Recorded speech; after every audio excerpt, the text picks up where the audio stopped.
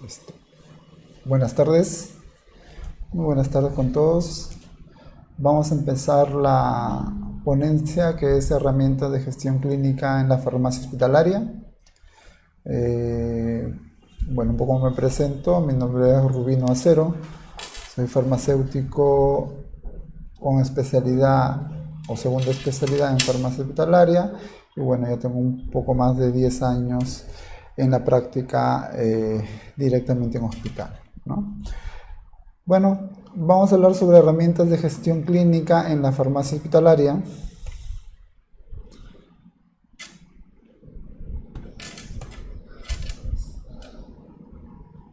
Y vamos a ver que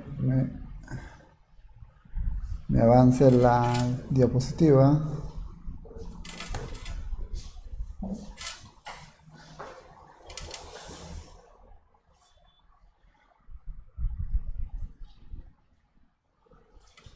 Listo. Muy bien. Bueno, antes de empezar con aquellas herramientas que nos van a servir en la parte hospitalaria, ¿no? Dentro de las distintas áreas o servicios que puedan estar, un poco hay que definir lo que es la gestión clínica, ¿no? La gestión clínica, ¿no?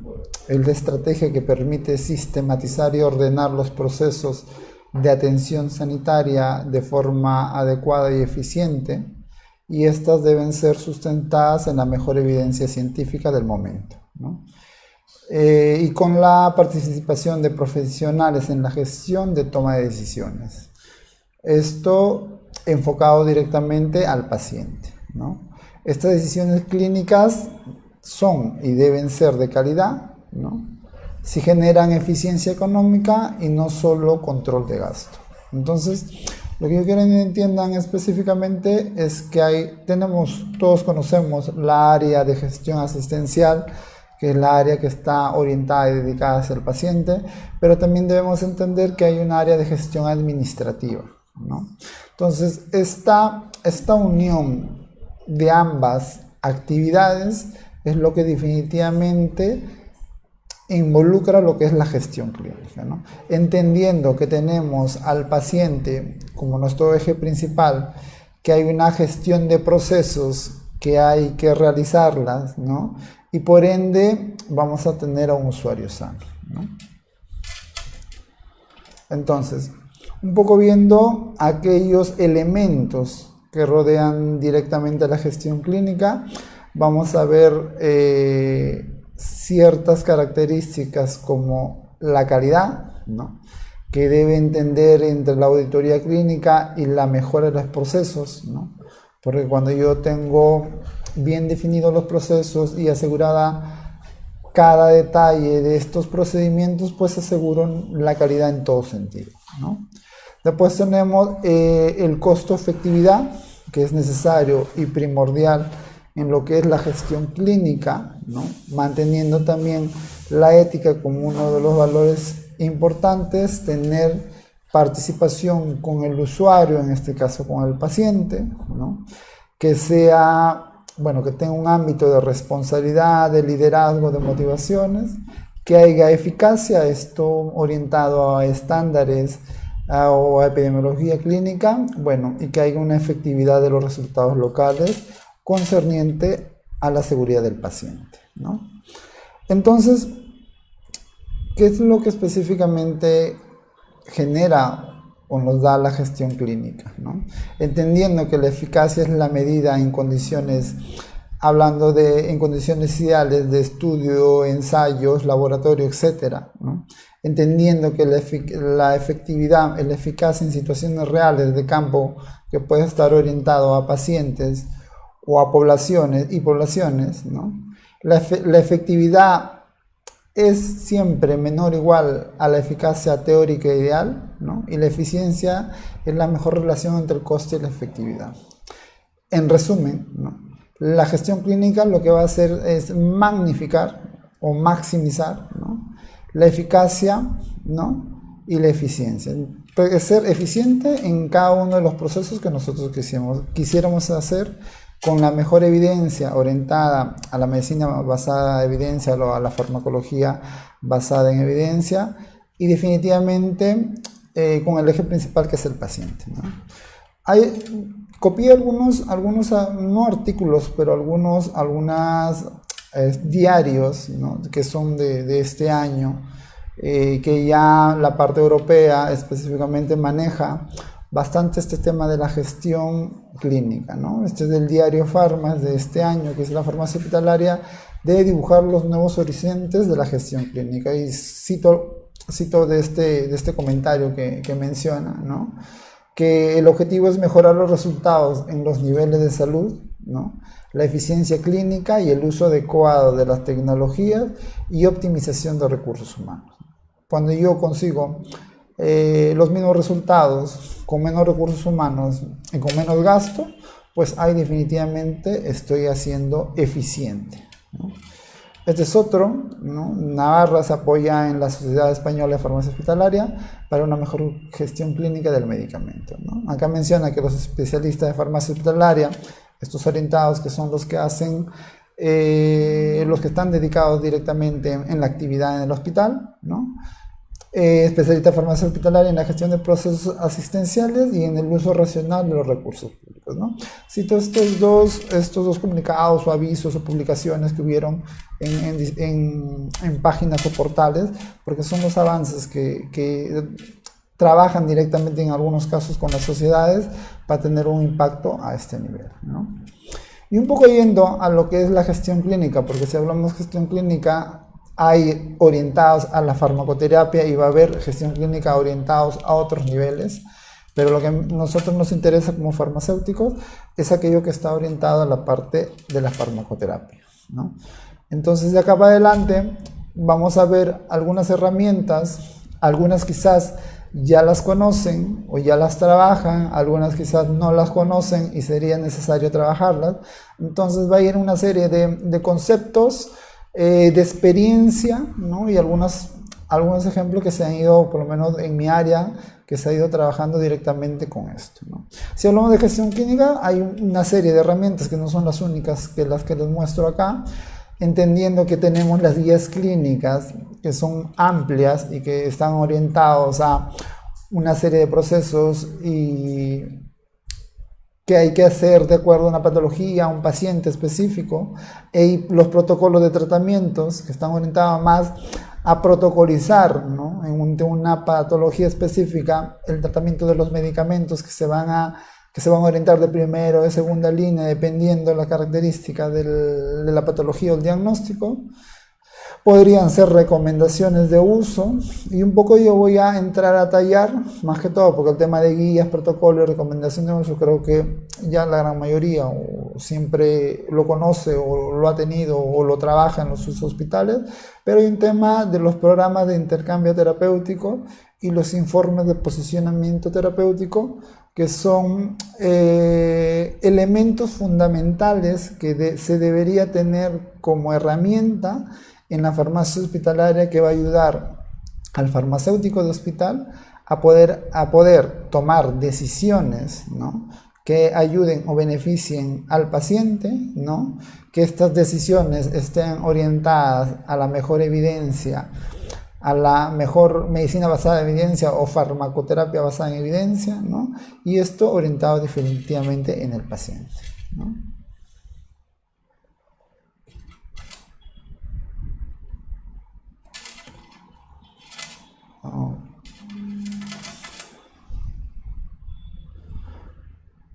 ¿Cambiar? Sí, quiero cambiar.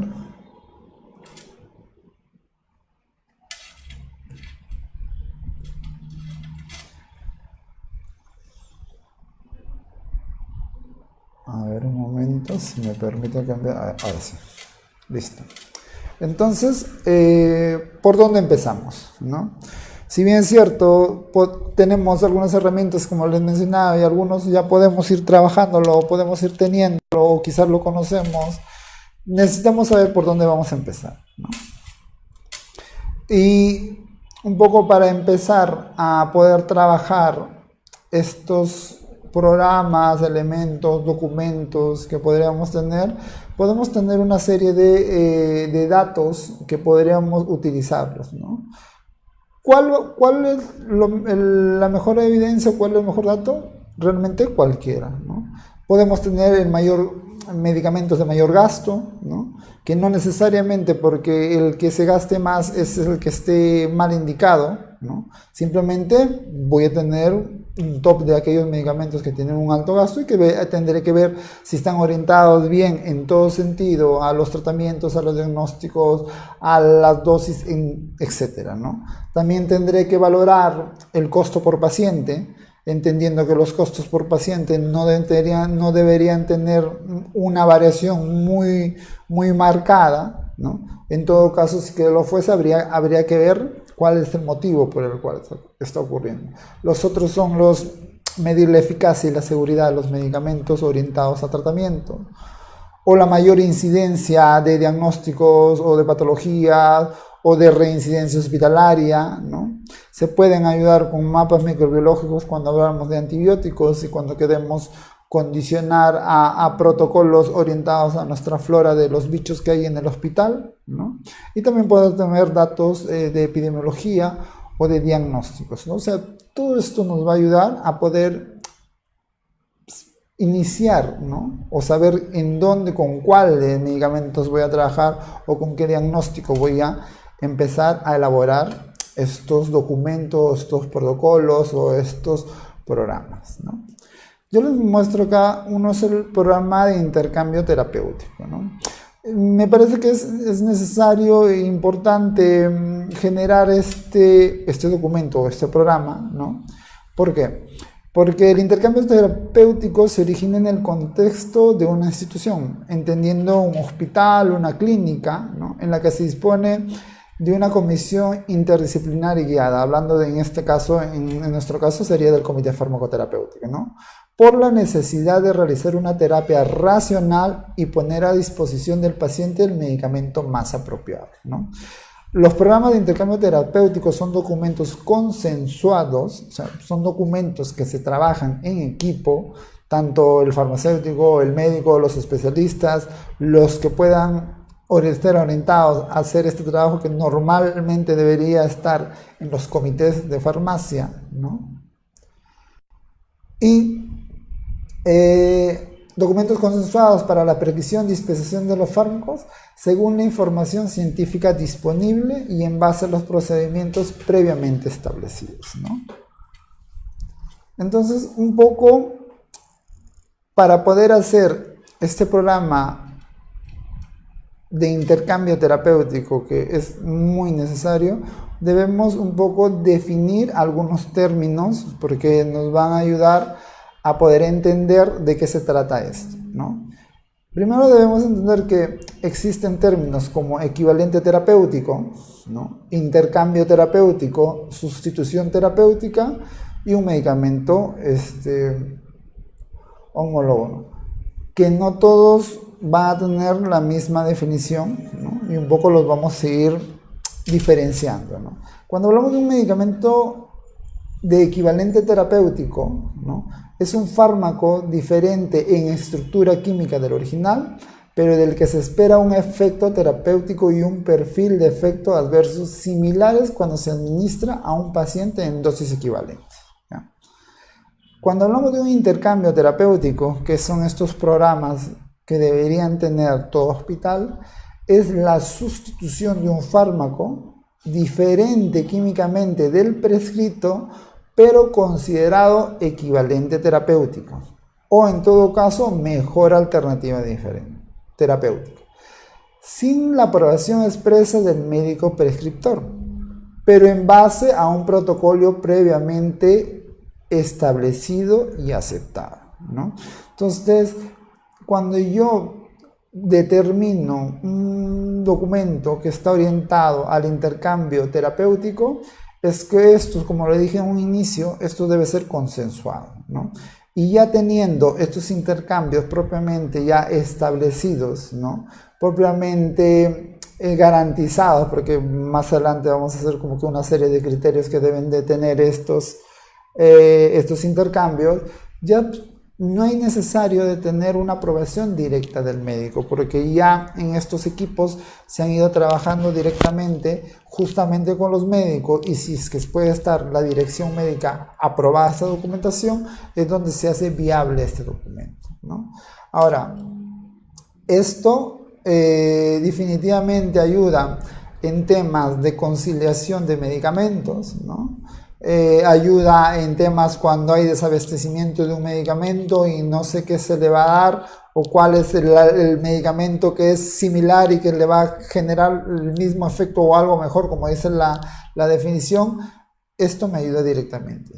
Solamente para terminar los conceptos, el tema de sustitución terapéutica es la dispensación de un medicamento de equivalente terapéutico o de mejor alternativa terapéutica en un fármaco prescrito, y un medicamento homólogo es un equivalente terapéutico que se utiliza indistintamente en función del costo o la disponibilidad.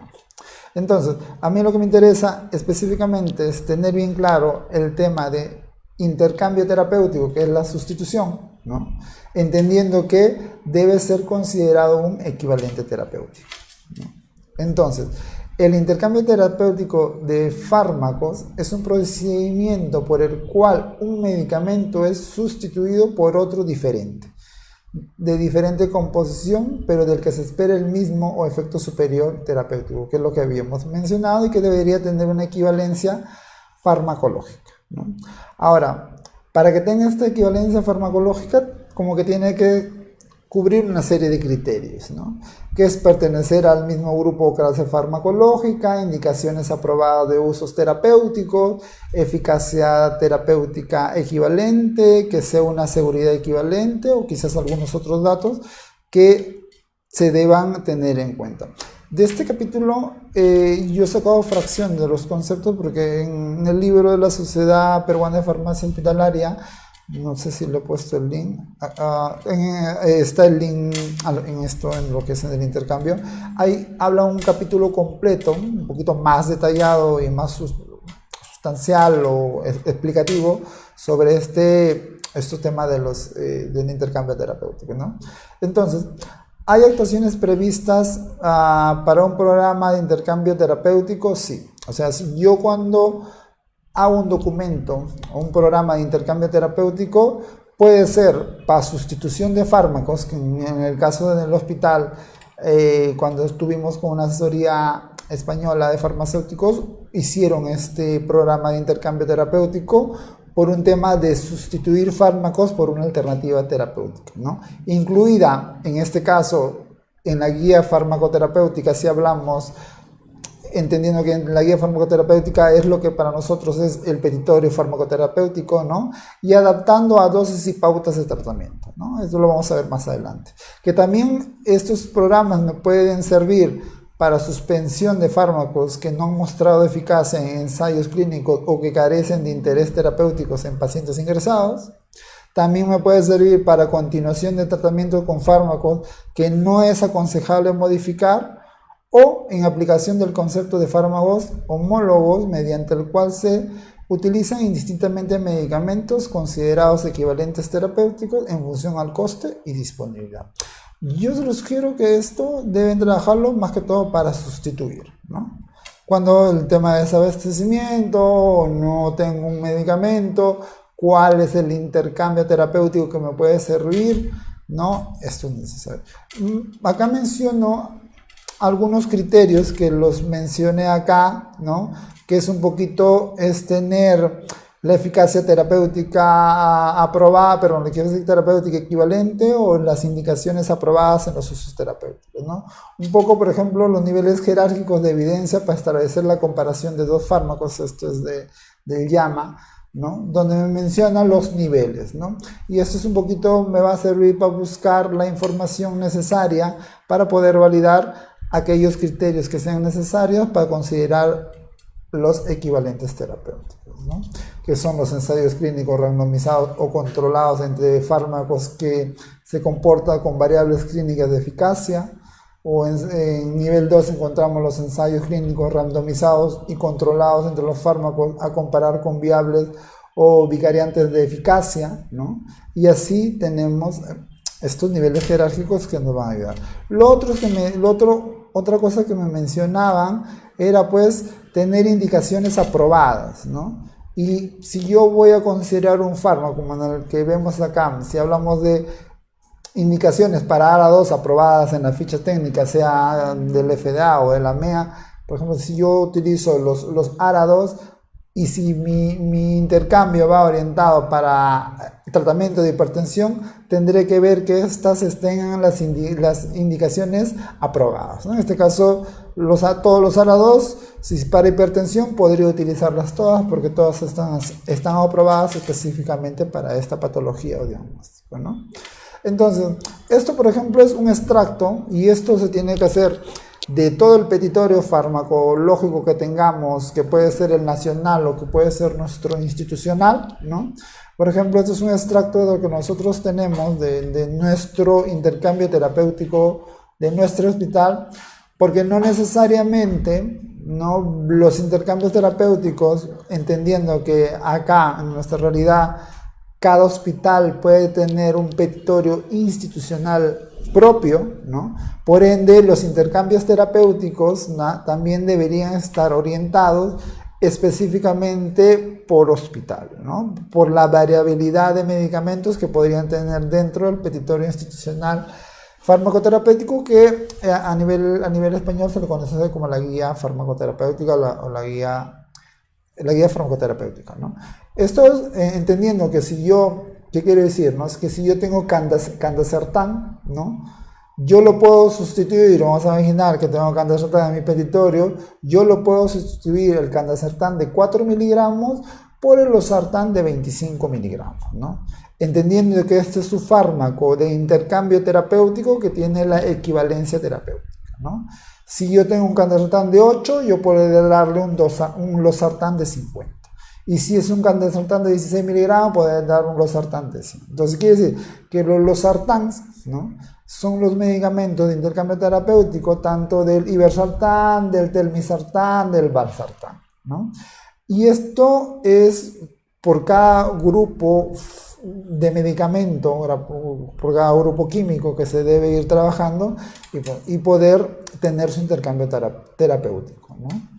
Este es un extracto de lo que tenemos nosotros en el hospital, y esto es un intercambio terapéutico de una guía que he encontrado que es de España, si no me equivoco, que le puedo adicionar el nombre comercial, que si esto, por ejemplo, si lo tengo en una clínica, le puedo poner los nombres comerciales si es que fuese necesario, si es que yo lo condiciono a que esté en mi programa de intercambio terapéutico. Ahora, en mi programa puede estar aquellos medicamentos que no estén en la guía o que no estén en el petitorio, ¿no?, y aquellos que también los tengo, ¿no? ¿Por qué? Porque si en algún momento necesito adquirir algo que sea equivalente terapéutico a lo que no tengo, pues no solamente acudiré a lo que está en mi petitorio, sino ya sabré qué medicamento es el que tendré que buscar en este tipo de situaciones, ¿no? Por ejemplo, en el caso del omeprazol, ¿no?, de 20 miligramos es equivalente al esomeprazol de 20.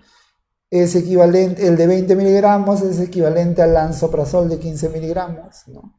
Y el de 20 es equivalente al pantoprazol de 20, ¿no? Entonces vamos encontrando el intercambio terapéutico ideal en este caso. Y como les digo, esto tendría que hacerse automáticamente de todos los medicamentos que tengamos en nuestro petitorio institucional, que debería ser aprobado por el comité farmacoterapéutico orientado del hospital, ¿no?, donde estén los médicos, entendiendo que esto es algo en consenso y en conjunto. Y esto, cuando hay la idea de la definición, es de cuando hay un problema de no haber un medicamento, que ya no necesita específicamente recurrir al médico, sino que el cambio sea directo, porque estamos dando la seguridad de que este intercambio no va a variar la eficacia, no va a variar la seguridad, ni tampoco va a variar la terapia, ni la respuesta farmacoterapéutica, porque son equivalentes, ¿no? Entonces, por ejemplo, este es un modelo que nosotros tenemos en el hospital, es que si nosotros tenemos alguna ruptura de stock o falta algún medicamento que esté agotado, justamente es la parte de gestión clínica donde es detallar que ya lo tenemos. Esto lo he resumido, pero es un BISADI más grande, ¿no? Donde primero, cuando hay un medicamento agotado, lo primero que nos preguntamos es, dentro de nuestro programa de intercambio terapéutico, si es que hay algún medicamento de intercambio terapéutico que esté en nuestro petitorio. Si está en nuestro petitorio, automáticamente es el cambio, ¿no?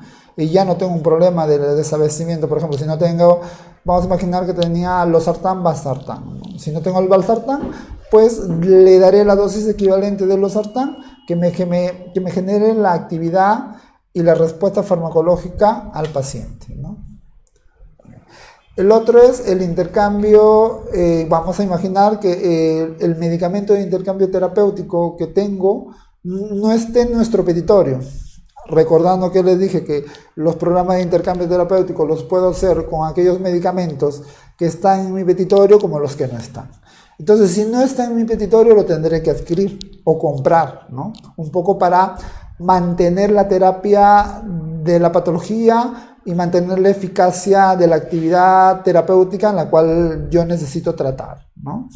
Ahora, si no tengo un medicamento de intercambio terapéutico que esté en el petitorio y que no está en el petitorio, nosotros tenemos provisto alguna alternativa terapéutica, pero que esto sí va orientado por la parte médica, ¿no? La parte médica tendrá que decidir, tendrá que hacer un cambio necesario para mantener la terapia del paciente, pero esto es por una decisión médica propiamente dicha, ¿no? Y habrá en algún momento que hay un agotado nacional que no hay por ninguna parte que se ha buscado debajo de las piedras y que no hay. Bueno, en este caso habrá que ver o referir, porque puede ser que hay situaciones que en algún momento ha pasado que hay agotados nacionales, ¿no? Pero la idea es mantener el acceso del medicamento oportuno, teniendo cualquiera de las variantes o situaciones que nos veamos, y esto nos ayuda un documento de intercambio terapéutico, ¿no? Otro documento que es importante para mí, que se debe tener como parte de la gestión clínica, son los informes de posicionamiento terapéutico, ¿no? Que se le conoce como IPT. Estos informes, lo que buscan es ofrecer una mejor información, valga la redundancia, que permite ubicar un determinado fármaco, ¿no? Dentro del arsenal terapéutico existe una determinada patología o indicación terapéutica, y esto es considerando la evidencia científica disponible, ¿no? Es decir, en función de su valor en la clínica, ¿no? Muy bien, entonces, un poco para explicar, la idea es que, un poco les menciono, ¿no? Si yo tengo en mi petitorio, no sé, por ejemplo, tengo losartán, valsartán, olmesartán, telmisartán, vamos a imaginar que tengo como 4 o 5 de estos ARA. ¿Cuál de todos es la evidencia más específica y, digamos, que me garantice la eficacia, la seguridad del tratamiento de todos estos grupos? Porque todos son los grupos, y si uno busca en las guías o busca en las sociedades, pues te dicen, según las líneas de tratamiento, te dice un ARA 2, ¿no? No te dice qué ARA, ¿no? Las guías te dicen, o los guías o protocolos que uno va a buscar de hipertensión, te va a decir un ARA. Entonces, ahí donde uno debe hacer un informe de posicionamiento terapéutico, porque yo de todas estas ARAs tengo que buscar la mejor evidencia científica que me pueda dar una decisión de cuál de todas estas debería orientarlo. Y no pues porque, no sé, porque este es el último de última generación, o porque este es el que mejor tiene, el que mejor propaganda tiene, o porque este es el que el laboratorio me da algo, o sea, no está orientado a eso, ¿no? Está orientado a que me genere una efectividad terapéutica que no sea relacionado al costo, que tenga la seguridad y que tenga la evidencia, ¿no? Eso es orientado a un informe de posicionamiento terapéutico, ¿no? Yo les he traído algunos ejemplos de que los informes de posicionamiento terapéutico pueden estar o pueden ser tan complejos, llevados a los medicamentos biológicos que ahora tenemos, que nos llevan a tomar la decisión de cuál es, dónde, cuándo y en qué situaciones lo deben tomar el paciente, como pueden servirme como para situaciones tan básicas dentro del grupo de ARAS, cuál es el que me va a generar mejor efecto, ¿no? Este es un informe de posicionamiento terapéutico que, como le digo, en su momento cuando estuvimos en una consejería española, nos ayudaron a hacer este informe de posicionamiento de oxibutidina con solifenacina. ¿Cuál era el problema acá, no? Ambos medicamentos eran utilizados para la vejiga hiperactiva, ¿no? Entonces, había un uso más de solifenacina que de oxibutinina, y esto también se condicionaba a un alto costo, ¿no?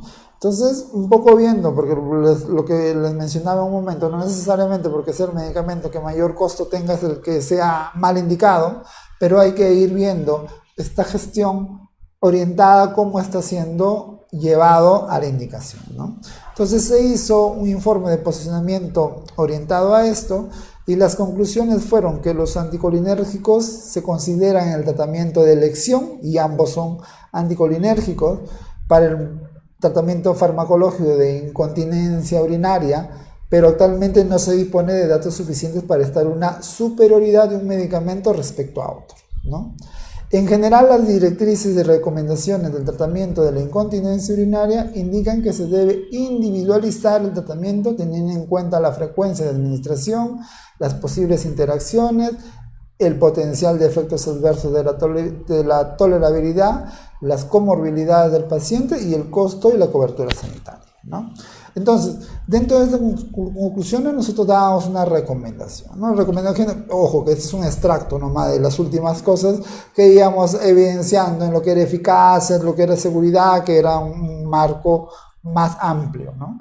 Las recomendaciones que dábamos como parte del comité y como parte de una directriz que debería ser acatada, ¿no? Eran que la recomendación de generación es reevaluar la necesidad de continuar el tratamiento, puesto que la efectividad de estos fármacos en la incontinencia urinaria es limitada y son mal tolerados. Además, se debe tener precaución en pacientes de edad avanzada y que pueden aumentar o provocar episodios de confusión. Teniendo en cuenta que las opciones disponibles en el petitorio en el que nosotros teníamos, se considera la oxibutinina el fármaco más coste efectivo del que se dispone de mayor experiencia de uso. Por ende, nosotros íbamos orientados que el tratamiento de primera línea de elección que debería tenerse era la oxibutinina, porque había una evidencia que nos avalaba y orientaba y que los condicionaba a una decisión clínica, ¿no? Entonces, previo conocimiento, prueba, aprobación del comité, previo informe detallado donde explica todo y menciona y se llega a unas conclusiones, pues hay que hacerle seguimiento, ¿no? Entonces íbamos orientando todas estas prescripciones. Esto es en caso del policlínico, ¿no? Esto es la cantidad de pacientes con la cantidad de pacientes con la cantidad dispensada, y a medida que se fueron trabajando estos informes de posicionamiento terapéuticos, algunos iban cambiando de lo que era solifenacina a oxibutinina. Estos son las indicaciones de solifenacina, donde los pacientes iban disminuyendo, quizás algunos, porque también las guías me mencionan que a los 3 meses deberían ser reevaluados, ¿no? Estos pacientes por urología, para ver si continúan el tratamiento, y el otro era que pues iban cambiando a la oxibutinina, ¿no? Pues que era el medicamento de elección, era el medicamento que se había encontrado la evidencia científica que debe iniciar y seguir, y quizás ser evaluado ante un fracaso terapéutico o que ya haya utilizado el medicamento, recién hacer una solifenacina. Entonces, viendo esta data, es lo que se fueron condicionando los tratamientos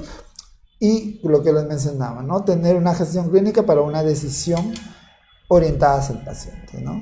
Esto es hablando de pacientes y cantidad dispensada, y esto va orientado a costos, ¿no? De lo que gastábamos, aproximadamente de 20.000 a 25.000 a este mes, pues finalizando julio ya llegábamos a un promedio de 10.000 o 5.000, que si bien es cierto era el costo del fármaco, y ahorita el fármaco de lo que costaba casi una tableta, creo que costaba 10 soles, ha pasado a costar 1 sol, pero esto no implica que nuestra decisión, nuestro informe, no está orientado específicamente a cuánto es el costo, sino está orientado a cuál es la mejor evidencia de utilizar un medicamento frente al otro, ¿no?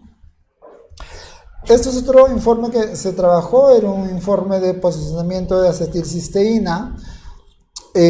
Vuelvo a repetir, estoy sacando extractos específicamente y más adelante les voy a mostrar donde pueden encontrar mucha información, donde ya hay muchos posicionamientos trabajados. En este caso lo que se trabajó era directamente en la acetilcisteína, ¿no? Porque había unos consumos muy grandes y magnificados de la acetilcisteína, donde veíamos que esto era transversal, porque ocurría en ambos hospitales, en los policlínicos, ¿no? La observación había que la acetilcisteína está considerada como fármaco de bajo valor terapéutico, o sea, su eficacia es controvertida, ¿no? Había al consumo al año, había un aproximado de 100.000 soles al año de consumo de este medicamento, ¿no? El otro era que se orientaba a lo que era diagnóstico de bronquitis, faringitis, y por ahí habían gripes y habían diagnósticos que no estaban directamente orientados, digamos, correctamente, ¿no? Y hasta habían, pues, diagnósticos que se diagnosticaban hipertensión y otros que no estaban orientados directamente. Quizás que podían estar mal imputados, ¿no?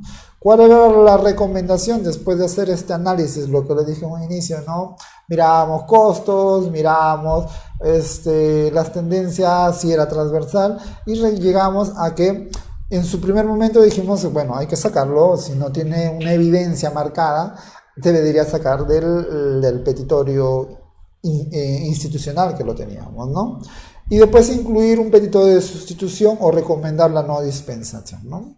El impacto que teníamos es de casi 100.000 soles anuales, de los cuales el hito era llegar al consumo cero, pero cuando se empezó a hacer el informe, porque esto era como el análisis previo, y a esto se trabajó en informe de posicionamiento terapéutico, donde se llegó a la conclusión que toda la evidencia que hay en estudios y estudios que avalen esto, ninguno llegaba a que tenía una eficacia comprobada. Por ahí habían situaciones habían situaciones con muy poca evidencia que realmente era casi no justificable tenerlo, ¿no? Por ende, esto se empezó a trabajar, este documento de posicionamiento terapéutico de acetilcisteína. Como ven acá, tanto las unidades, los pacientes, el gasto y el costo por paciente fue disminuyendo a medida que se dio a conocer este informe a las direcciones, trabajó con los médicos, y no es que yo hago un documento y lo envío por correo y ya está, ¿no? Sino es que debo monitorizar, tanto con farmacia, tanto con los médicos. Esto es no es que los estamos siguiendo como polis malos, ¿no? Pero es orientar que si tenemos unas directrices que se hagan, que se ejecuten, y que pues la evidencia me dice que no es la forma más eficaz que la estoy utilizando de esta forma, ¿no? Así se elaboró varios. Tenemos de informe terapéutico de naproxeno, tenemos de orfenadrina, del valsartán, de acetilcisteína, bueno, sí lo he mencionado. Tenemos uno de levetiracetam que está trabajado, lo que falta es hacerle un poco de seguimiento, porque de todas maneras hay veces la información es un poco dura de que la entiendan de por qué se elabora y con cuál es el objetivo, pero como digo, ¿no? Cuando ya entran en training ya entienden un poco y van a ver que esto no es nada más que orientar bien en el camino de una indicación, una prescripción.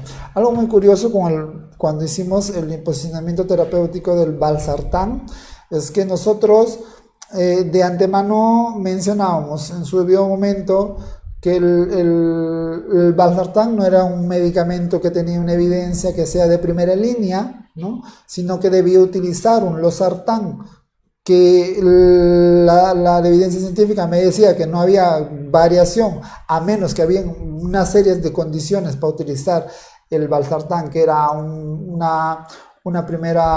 primer episodio de infarto y algunas otras consideraciones, que no es que todos los pacientes tenían esas consideraciones, ¿no? Pero que Fue un poco duro al primer momento porque pues decían, no, mi paciente se empezó a vomitar, el paciente le empezó el dolor de cabeza y al paciente le pasó un montón de cosas por quitarle este medicamento, ¿no? Que al final después salió este tema de la contaminación del valsartán y que al final, después de un tiempo que tanto luchábamos en que no es el medicamento de primera línea, ahorita en nuestro hospital se retiró, ¿no? Por un tema de esto y que ya nadie quiere utilizarlo, ¿no? Pero es muy contradictorio, ¿no? En un momento todos querían o todos se quejaban, digamos, pero ahora lo retiramos porque, por un tema de seguridad, que por más que hay uno que otro quiera, ya no desean verlo al valsartán, pero ahora van bien todos con losartán o irbesartán cuando sea el caso de analizar en su debido momento cómo van estas terapias, ¿no?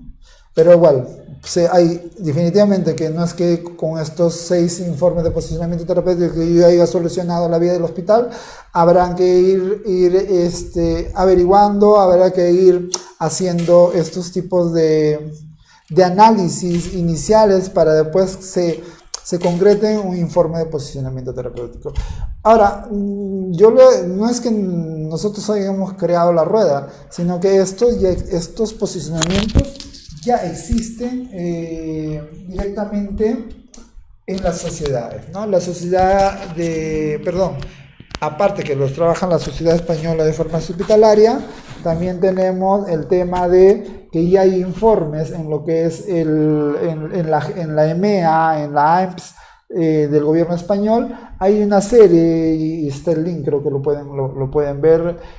Hay una serie de informes de posicionamientos terapéuticos que están orientados no tanto a medicamentos, digamos, de estos que les he mencionado, que son importantes trabajarlos, pero sí hay informes, como pueden ver acá, ya de medicamentos biológicos. Y por ahora, el otro día que veía las charlas, veía que había gente de Colombia, gente de Bolivia. Entonces, si es que tienen algunos de estos medicamentos, como el caso, ¿no?, de la insulina alargina, contra este medicamento de la lixenatina, ¿no? Entonces, en diabetes tipo 2 ya este informe ya está hecho, ¿no? Mejor dicho, ya está buscada la evidencia, ya hay unas conclusiones, ya hay un marco para trabajarlo. Quizás es un poquito adecuarlo a la realidad o adecuarlo a algunos estudios que tengan propios del país, pero estos son informes del 2019, hay del 2018, 2016, muchos,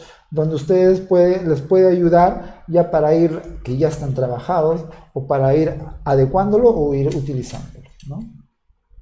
Esto también, buscando un poco de información, encontré estas publicaciones que se dan en revistas de internet de motivo farmacéutico, ¿no? Por ejemplo, acá mencionaba que la Sociedad Española de Farmacia Hospitalaria quiere impulsar su actividad en informes de posicionamientos terapéuticos, ¿no? En informes de evaluación, ¿no? Que es lo que mencionaba este anuncio, este aviso, esta noticia. Y abajo es de Diario Farma, esto también es de hace un par de meses, desde el 2019, donde menciona que la Sociedad de Farmacia Hospitalaria Española, ¿no?, quiere impulsar la actividad de su fase de revisión de informes de posicionamiento terapéutico, ¿no? Esto para potenciar la realización y evaluación de medicamentos en un proceso colaborativo con estrecha colaboración, en este caso, de su Ministerio de Salud, ¿no? O sea, a lo que voy es que esto ya se viene trabajando, ¿no? Se viene trabajando, es un documento que me ayuda bastante para el tema de evidencia, ¿no? Y algo que yo creo que está por demás, no es que esté por demás, sino que yo quise centrarme en 2 documentos, en el programa de intercambio terapéutico y en lo de posicionamiento terapéutico, porque me parecen documentos que si los elaboran, salen del comité farmacoterapéutico y están consensuados con médicos y está con la dirección médica, esto es un documento viable, ¿no? Y tiene una justificación orientada hacia el paciente. Esto que les muestro es ya un poquito más de los protocolos, que pueden entenderse que los protocolos también parten de una herramienta para la gestión clínica. La idea de esto es que se pueda hacer seguimiento, si no se quede el protocolo en un documento, un PDF, una hoja, un libro, como lo quieran llamar, y se queda ahí guardado. Lo hicieron muy bonito, pero al final no le hicieron seguimiento y no se sabe en qué quedó, ¿no? Un poco les comento, nosotros teníamos un protocolo de ITU en el cual cuando hacíamos estas, ¿no? Cuando les preguntaba hace un par de diapositivas, ¿y cómo empiezo? ¿No? Un poco veíamos los consumos de ertapenem que eran muy elevados, ¿no? Y lo que les decía no es que porque el medicamento sea elevado, sea que esté mal. Y cuando veíamos cómo estaban indicados, sí veíamos que estos antibióticos estaban bien, eran para E. coli positiva y más del 90% tenía un antibiograma que lo justificaba. Entonces, ¿cuál era el problema? Quizás iba más allá. Lo que se fue es un poquito, lo que les dije, se validó la prescripción, ¿no? Se vio las pruebas de laboratorio que habían y si eran BLE positivas más del 90%. Y habían pacientes tratados y lo que se iba evidenciando en todo esto era que estos pacientes queríamos ver un poquito más allá, de dónde venían, de qué tipo de episodio tenían o qué antecedentes tenían, ¿no? Aquellos que normalmente eran los de consulta ambulatoria, ¿no? Y habíamos un poquito, tenemos un mapa microbiológico que a veces o si lo tenemos, no lo sabemos utilizar o no lo sabemos leer, y en peor de los casos no los tenemos actualizados, ¿no? En este caso lo actualizamos, miramos las líneas de tratamiento, miraban cómo estaban las resistencias y ahí estaba el problema. El problema es que nuestras primeras líneas de tratamientos habían sido todas resistentes y es con lo que se trabajaba. Y al final, todas estas personas que eran tratadas con itus o cistitis y que al final se les daban estos tratamientos, pues regresaban o reincidían, con BLE positivo, porque definitivamente esos tratamientos no habían sido correctos, ¿no? Por ende, si teníamos un protocolo, lo único que se hizo es actualizarse, ¿no? O en todo caso se puede crear si no se tiene, ¿no? En este caso nosotros actualizamos el protocolo con el mapa microbiológico, ordenamos la casa a nivel de antibióticos como la teníamos y tomamos algún tipo de acciones que es parte de la decisión, ¿no? Cuando hicimos, que esto es hace más de 1 año y medio que se trabajó, cuando todavía acá en el país no se tenía fosfomicina, nosotros lo introducimos en nuestro petitorio institucional, ¿no? Independientemente de que no lo tenía el MINSA o el Estado, que ahora sí lo tiene desde diciembre de 2018, nosotros lo involucramos porque teníamos la nitrofurantoína para tratar y después no teníamos nada más, ¿no? Entonces necesitábamos una segunda línea. Entonces teníamos la fosfomicina, que es una sola dosis y que es más adherente, ¿no?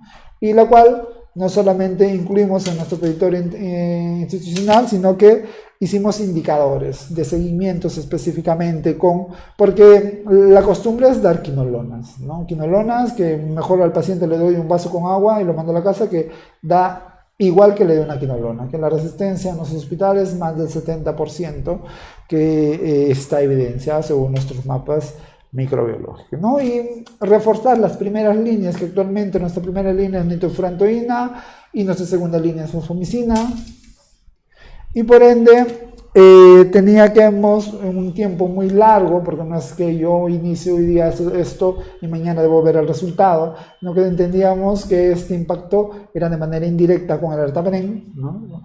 Para ver cómo iba evolucionando, ¿no? Había algunas decisiones clínicas que se tomaron a raíz de este protocolo, que eran disminuir las resistencias, orientar las prescripciones, hacer un control de seguimiento y por último mejorar la salud, ¿no? Y esto es, como le digo, el tema del protocolo yo creo que ustedes lo tienen bastante conocido. Simplemente, si ustedes se dan cuenta en los importes de ertapenem que se trabajaron por lo menos en uno de los hospitales, de lo que en abril de 2017 bordeábamos entre los 120.000 soles, ¿no? Actualmente en agosto estamos entre los 40.000, ¿no? 40.000 soles aproximadamente, ¿no? Se ve el trabajo digamos, de manera indirecta. Lo que se trabajó es con todos estos pacientes que recibían estos tipos de tratamientos, ¿no? Y también el costo por paciente, tanto como los pacientes, han ido disminuyendo progresivamente, ¿no?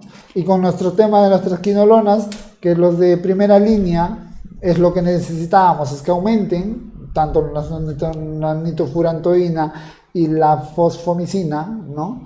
Que aumenten porque estos sí eran sensibles, mientras que los demás, las quinolonas, tenían que disminuir considerablemente. Ahora hemos llegado a que lo utilicen solamente un 2%, y entendiendo que si orientábamos bien estas terapias de primera línea, pues los E. coli B positivos bien tratados, las cistitis bien tratadas, no iban a llegar a ser resistentes posteriormente, como en la data que les he mencionado anteriormente, ¿no?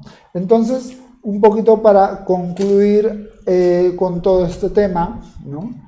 Hay algunas conclusiones que en algún momento, cuando de todas maneras hacemos algunas reuniones y montamos estos informes y estos seguimientos y estos programas, ¿no? Los que nos dicen, bueno, ustedes lo que quieren es ahorrar dinero, ¿no? Ustedes lo que quieren ya, bueno, y esto no es el objetivo, ¿no?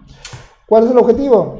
Es lograr una terapia eficiente dentro del tratamiento farmacoterapéutico para el paciente, que hay que hacer una serie de como de checklist para poder lograr esto, y que específicamente que cada área, tanto la parte, como les mencioné en un principio, de la gestión clínica, que la parte administrativa o logística o de procesos, no esté separada de la parte asistencial, que si cada uno se va por su lado, esto va orientado a que cada uno va a ir a distinto destino, y la idea es que todos vayan para una misma línea, ¿no? Entendiendo que siempre toda decisión clínica que nace de esta gestión, ¿no?, con herramientas que me van a ayudar a que lo que yo estoy haciendo como farmacéutico tiene un impacto para quién, para el paciente, ¿no? Y esto avalándonos de la mejor evidencia científica o de la medicina basada en evidencia, que va de la mano de todo un grupo de profesionales orientados como enfermería, los médicos, etcétera, del farmacéutico, ¿no? Que es específicamente digamos, el fin que nos lleva a llevar todos estos procesos propiamente dicho, ¿no? Entonces, hay muchas. A nivel de la gestión clínica hay que ir mejorando esta comunicación, porque es como un matrimonio que ambas, la parte de los procesos y de la administrativa con la parte asistencial, deben trabajar en conjunto, porque se logra muchos y muy buenos resultados si esto lo va mucho liderando un farmacéutico de la mano de todo un equipo de salud, ¿no? Y siempre lo menciono, ¿no? El objetivo de todos es directamente el paciente, ¿no? Bueno, de antemano agradecerlos. Espero que la idea es que compartir no solamente conocimientos, sino es compartir experiencias, ¿no? Sé que en algunos lados pueden estar un poco mejor o más avanzados, quizás en otros lados les van a ayudar más estos. Yo en su momento no los conocía y se fueron trabajando, y la idea es ir avanzando específicamente en todo este proceso, ¿no? Identidad farmacéutica está como parte de justamente a nivel, por lo menos yo que soy a nivel hospitalario, estamos orientados a empoderar y tener ese mismo ímpetu que tenemos como profesión, ¿no? Que tenemos la misma calidad y la misma preocupación que cualquier profesional de la salud en dar una buena terapia y en llegar a que todas las acciones que hagamos sean las mejores orientadas hacia el medicamento y hacia el paciente, ¿no? Y yo creo que el sector hospitalario, la idea es ir avanzando con todos estos temas e ir empoderando al farmacéutico, y creo que es parte de todo un plan de trabajo, y de antemano que este grupo humano de farmacéuticos con identidad farmacéutica, pues estamos trabajando y liderando. Estemos donde estemos, siempre el farmacéutico estará para velar por el paciente y mejorando los procesos, ¿no? Listo. Muchas gracias y espero que será hasta que haya una nueva oportunidad. Gracias.